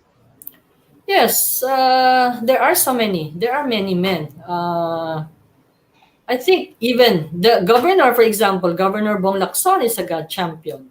Sino pa dira, no? I have male friends. We have male trainers, for example, on gender. We have celebrities who are GAD champions. Anyone, any male for that matter, any man for that matter, who is respective of women's rights, who listens to women's voices, who believe that women's voices matter, are GAD champions. Okay. Do you think women learn from men? What is your insights on this? Women learn from men. Of course, yes, of course. Both women and men learn from each other. So, that's it. Simply, we learn from each other. But again, siguro ang i-emphasize natin that we learn the positive values. We should learn the positive values and unlearn or discard the negative values, the negative thinking, mindsets about women and men. Okay, so I think that, do we still have a question? I think, okay. It is not displaying in our screen, but I see it in our chat. Ayan. What can you say about the Safe Spaces Act? Will it work or just another law for the sake of having it? The Safe Spaces Act. Safe Spaces Act. I believe that all laws will work if we, as constituents, as the people, engage government. If we do not engage government, if we do not engage the law, then nothing will happen. No? For example, Safe Spaces Act. You walk in the street, somebody, harasses you. And in the law, in the Safe Spaces Act, those are the harassment in public spaces are now punishable, no? Punishable. So may penalties na. Well, it's up to us, no? If we call it out, if you do not call out, perde ka. But if you call out and ask government agencies to implement the law, then they will implement it. Governments are mandated to implement the law. Pero ang problema, yes, they do implement, but sometimes in a haphazard way, no? Kung wala man lang sa may reklamo, di why eh. But if we do speak out, if we claim our rights, if we claim that law, then we will be able to implement it. Okay, so thank you so much, Ms. Celia Flor Maninay, Yes. for our questions, and it's time to give you an award, and let's do this. Award gid ya? Ano So, na gold award? okay. Right. We would like to express our most profound appreciation to our expert speaker, Ma'am Celia Flor, and to our moderator, Ma'am Castro, for facilitating this webinar. Shall we give them a virtual round of applause? Thank you. Now, we move on to the awarding of certificate to our resource speaker. Provincial Government of Negros Occidental and Negros Occidental Language and Information Technology Center, NOLITC, present this certificate of appreciation to Ma'am Celia Flor as a gesture of our gratitude for her commendable service and for the expertise she shared as our resource speaker in this webinar topic, GAD for Men webinar, given this 8th day of December 2020 via YouTube and Facebook live stream. Signed by NOLITC's Vocational School Administrator, Dr. Maria Cristina V. Arvisido. Thank Thank you, you. Ma'am Celia Flor. Right? And the same certificate is also given to Ma'am Marijon P. Castro as a gesture of our gratitude for her commendable service and valuable expertise she shared as our moderator for this webinar topic, GAD for Men, given this 8th day of December 2020 via Facebook live stream and YouTube, signed by NOLIC's Vocational School Administrator, Dr. Maria Cristina V. Arvisido. Thank you. Yes, our pleasure, ma'am. Thank you so much. And let us bring back our moderator, Ma'am Castro, for her synthesis and recap. Thank you so much, Red. So this afternoon, we're really fortunate to listen to the presentation of Miss Celia Flor. And as we recall, we started with the learning objectives, and I think we did achieve our objectives. And at the beginning, she told us about the basic premises. When we're talking about God, this is not a war of the sexes, this is not anti-men. Both men and women have a stake for gender equality. And she also shared with us the basic gender concepts. What's the difference between sex? What's the difference between gender? And we also realized that anything men can do, women can do. But there is a thing that women can do that men cannot do, and that is to give birth. But of course, we will not get pregnant without the contribution of the men. And also, siguro answering the question of why there's gender equality, because we were socialized. We grow up in a family or in the home we're in. There are some roles being taught to us or expected of us. And then these are um, underscored or re-emphasized in the school or the educational institution. Then our church or religion also has a set of teachings that teach us what is a good man or a good woman. And then of course media, it gives us the images of men and women, and it's very, very influential. Also government, of the laws, of the programs. Many, many years ago, we tend to have programs that purely think women as mothers, as wives. But now we have programs that treat women as that they need to be educated in terms of computer technology, preparation for work, and for business. So even like for example, TESDA. Many years ago, the name of TESDA was National Manpower and Youth Council. So we changed it to TESDA because of course, the women are also being trained, and they also have a mandate for gender and development. And also because of that socializing institution, like in the home, the family, media, school or education, the church and government, we have this sad situation wherein women are marginalized. We are half of the population, but very, very low percentage for women in the workforce. And women still earn a very little. And Ms. Flor has also shared with us the statistics in terms of the leaders of corporations. And also, so these biases that we call the MGB or manifestations of gender bias. So one is marginalization in terms of the economy or economics. The other one is subordination when it comes to politics or decision making. Still, it's a male dominant ang aton nga politics or decision making. And also about gender stereotyping. 2020 na, but there are still stereotypes in the minds of other men and even women, no? Na ang babayi, pang babayi ni babayi, diri ka dapat, babayi, amo lang ni, no? So, these are fixed and questioned beliefs. But more and more people show na even the colors, the color is for everybody. The colors are created not for purely for men ang blue and pink for women. It's for everybody. And also about the self-esteem of women because related to vow. Vow is a manifestation of gender bias, and it's the most blatant manifestation that we don't consider women as equal human beings with men. So we have different forms of vow, and that is what we call a manifestation of gender bias or gender issues, and that is one of the very reasons why we have the 18-day campaign and vow programs throughout the year, and also the personhood, because as I've said, the experience of being violated, of abuse, it has also an impact on women.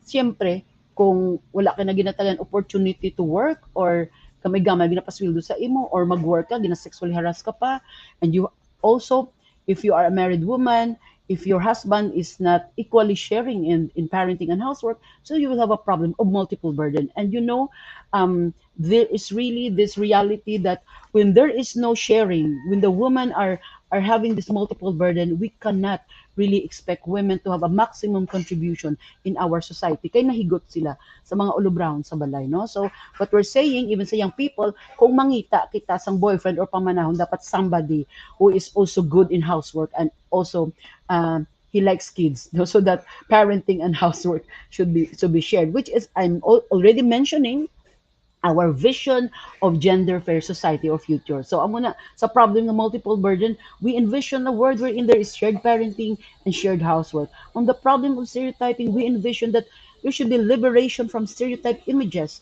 Tapos wala sexist na mga language, wala some roles na mga biases, no, like preference for even sa mga toys, sa mga clothes for boys and girls. Dapat progressive parenting na equal na training sa aton nga kabataan. And also on the problem of sa economic, no, dapat there's is also livelihood opportunities for women, helping them to be economically independent. So that's why our government have economic programs or livelihood programs. And then we also have for VAW, of course, we have these laws and also the 18D campaign, and we have programs from the barangay, the women's desk, and the PNP, there's also a women's desk. But basically, our vision is gender fair, our society, and vow-free communities and homes. So dapat wala na violence sa future. So in terms of the leadership or sa subordination, we want more women in electoral position and also in government. So having education, having leadership training will be important. Para eventually, there is quality participation in decision making. So you have various councils or institutions, decision making bodies in the LGU that allow women to share their voices, to say their positions. So I think one very interesting sharing also was not about the men, no? Yung ano ba lang silang male privilege, and then also the definition of anong patriarchy, ano ang sexism, ano ang misogyny, and it's we do appreciate no nga gin-explicar ni Miss Celia Flor because isa gina-mention tani nga term ang ato ng mga tao wala kay intindi no nga ano ng misogyny, so it's really that hatred towards women, and also yung sexism, yung pagiging bias against the women. So very very nice sharing of the TED Talk presentation. I wish more men will see it, and also women, no? And what a way to cap our 10 or ilang webinars, but 10 webinars, and it's very very important. It's also a challenge for us to really have more programs with men, and for our leaders. Doc Tina, you know what is very thankful. We have this short way of educating our leaders. Just our top politicians kasi busy, so they don't have a time to sit down for a 2 days or 3 days training. But at least through 1 hour and a half or an hour viewing this webinar, we can train more chief executives and top officials, especially the men who are the top officer of our focal point system. So yes, what Mr. Leoflor has shared, we usually do in about 1 day or 2 days, more participatory thing. But I think she has covered everything that we need in a basic gender awareness sessions for men. And I'm sure hindi lang mga women ang naka-benefit so pati hindi lang mga men. Damo mga women gid nga naka-appreciate sini and naka-benefit kay i-share tani to more men in our family, in our community, and in our government system. So that's our synthesis for this webinar, and we end it with for every woman. Na if a woman takes a step toward her own liberation, there is a man who finds that the way to freedom has been made a little easier. So nakita nyo, wala na compete or nagasiling ang babae nga dapat siya ang mauna or mangibabaw. Equality ang gina-envision natin. So thank you so much everybody for joining the webinar, and thank you NOLITC for having this project. It's a very great project. I salute you, Doc Tina and your staff. Very dedicated staff. Even that it's a holiday, we are here this afternoon. So thank you so much. Thank you so much, Ma'am Castro. Let us give Ma'am Castro a virtual round of applause, right? And thank you so much for staying with us up to the very end of our 10 webinar series, right? As our GAD webinar series come to an end, let us hear some final notes from the innovative vocational school administrator of NOLITC, who spearheaded these virtual GAD talks. Let us have again NOLITC's Vocational School Administrator, Dr. Maria Cristina V. Arbicido. Thank you, Red. Again, a pleasant afternoon to everyone. Congratulations to Celia Flor and to Miss Mary June Castro for a very informative session. Allow me to thank everyone for joining us in our GAD webinar series. We have scaled up our services not only in the province, but we have widened our reach in the Philippines, having participants from other regions, including Leyte, Davao, and NCR. 2020 has been a very challenging year for us. However, we managed to move forward and become relevant by shifting to online strategies and platforms. We continued to deliver ICT-enabled programs and services through NOLITC Tech4ED Center.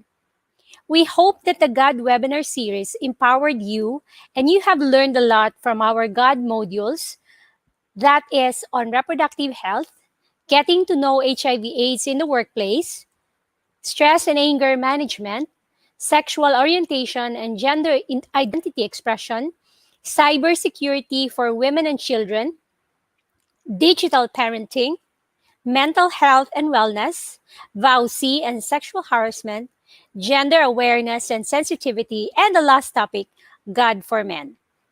I would like to especially thank our resource speakers, Ms. Mate Espina, Albert Acson, Boy Makilan, Jet Octaviano, Attorney Andrea C., Attorney Giselle Batapasige, Ms. Becky Lanis, and Celia Flor. And of course, our moderators, Board Member Ryan Gamboa, Mary June Castro, Don Marie Demi Castro, and Ms. Mate Espina.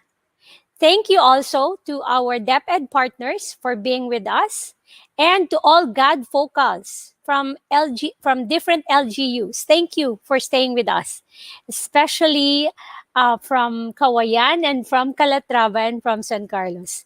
And of course, thank you to all our industry and active partners for supporting us in this endeavor. Again, our profound gratitude to the Provincial GAD Focal Point System and the Office of the Governor for supporting this project of NOLITC. After this pandemic, we will not go back to normal. So let's be ready to transition. Virtual learning is our way forward. And this is our creative solution to survive the challenges of the COVID-19 pandemic. We will continue to leverage on technology for us to scale up our programs and services and to empower every woman and man and the Negrense youth. This is not the end of our journey. We will continue to survive. We will heal as one. Madamo gid nga salamat. Thank you very much, Dr. Arbisido, and to the rest of our virtual speakers and virtual participants. We would like to thank everyone for staying with us up to the end of this webinar session. Special shout out to our virtual participants who have participated through the comment section, and also for Thad Emmanuel for watching us at home. Hello there. I also would like to emphasize how you can get a certificate for this webinar. Please provide us your evaluation through the link provided in the description box below. Do this right after the webinar ends so that you won't forget. Your email addresses should be typed in correctly. Be careful with the spelling of your email address so it won't bounce back, and we can give you your virtual certificates, or your digital certificates rather. The evaluation site will be opened up to 12 midnight. So there you have it, ladies and gentlemen. This concludes our series of virtual GAD talks. That's it, everyone. Stay safe and take care. NOLITC Inspire, NOLITC Cares, and Avance Negrense. Take care.